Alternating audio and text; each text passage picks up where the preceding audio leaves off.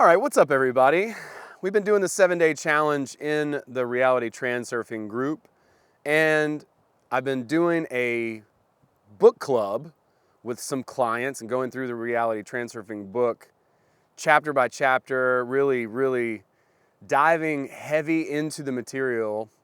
And I want to save you time and share what we've been learning, at least some of it, and then that way, you can take what we have been discovering over the past few weeks and playing with and immediately start applying it to your life.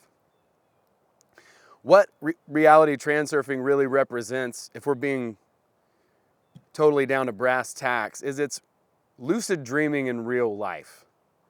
That's really what the author is trying to get across, that you have the same ability in waking life that you have in the dream space to take control of your reality.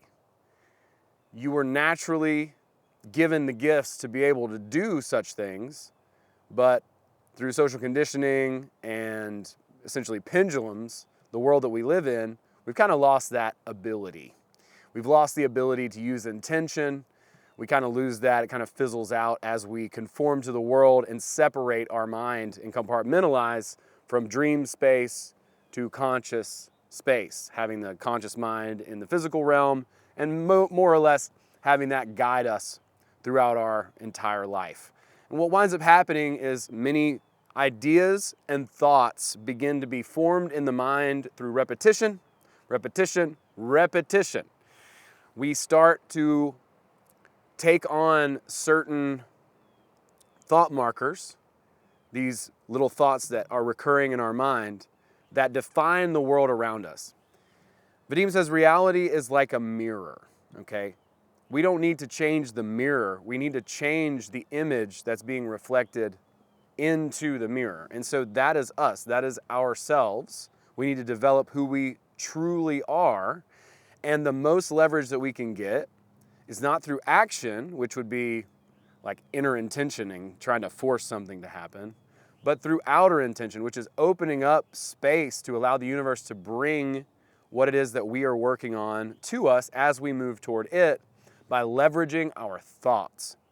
Actions are influenced by thoughts. Actions are very powerful. We do need to take action in the world, but the ultimate leverage that we can get over ourselves is right here in the mind, our thoughts. And it's tale as old as time. It's stuff you've heard, we've all heard hundreds and hundreds of times, and that's what keeps us asleep. What keeps us asleep is, I already know this. I don't need to listen to this. Because as soon as we lose consciousness and we are falling out of the moment and stop observing and witnessing our thoughts, bam, we're asleep.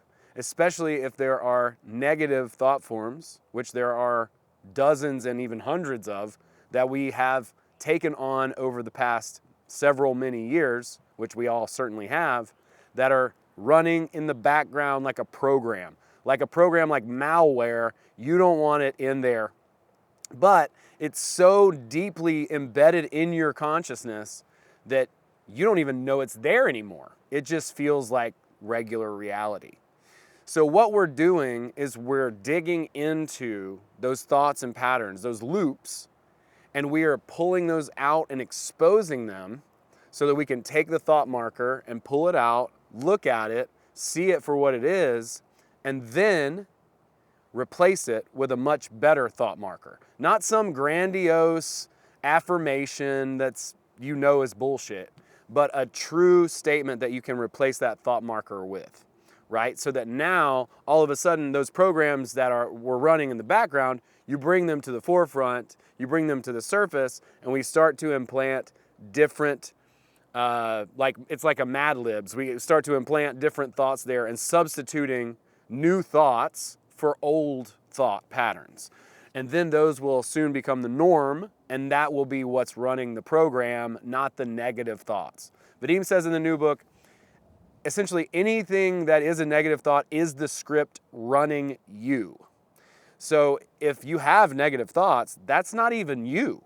That's just the script trying to do what it does. And as soon as we can wake up, become conscious in the dream, now we have control over our thoughts. We don't have to allow those negative thought patterns to continue to run. It will take some effort. It will take some time, but we can begin to uproot those one at a time. And this is like stuff that's in books as old as like James Allen, As a Man Thinketh. In the Bible, As a Man Thinketh, so is he, is the whole core principle of or one of the big core principles of even the Bible itself. It's in there. And so this is what we're working on, and this is a process that we're doing to basically rid ourselves of the negative programming and the thought loops that are keeping us stuck where we are, instead of being on a lifeline where we wish to be, where the Creator wants us to be as well. Everything that we want, for the most part, right? Like when we get into true, pure intention, everything that we want is really the universe wanting for us through us as well, if we're in that pure intention.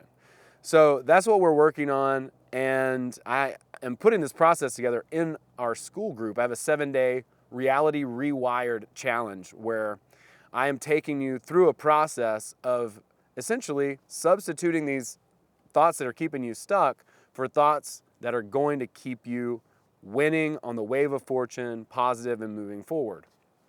So come on into the school group. If you haven't already joined, hop in there. I've got so many really cool tools in there and amazing people. So many really cool, amazing people who want you to win. We want each other to win. We are cheering each other on actively. So come hop in the school group. Come say hey. I look forward to seeing you in there. I run live calls in there. Come hop on one, say hello, let's interact, and hop in the 7-day challenge. Start rewiring your reality right now. Now's the perfect time. Have a great day. Peace.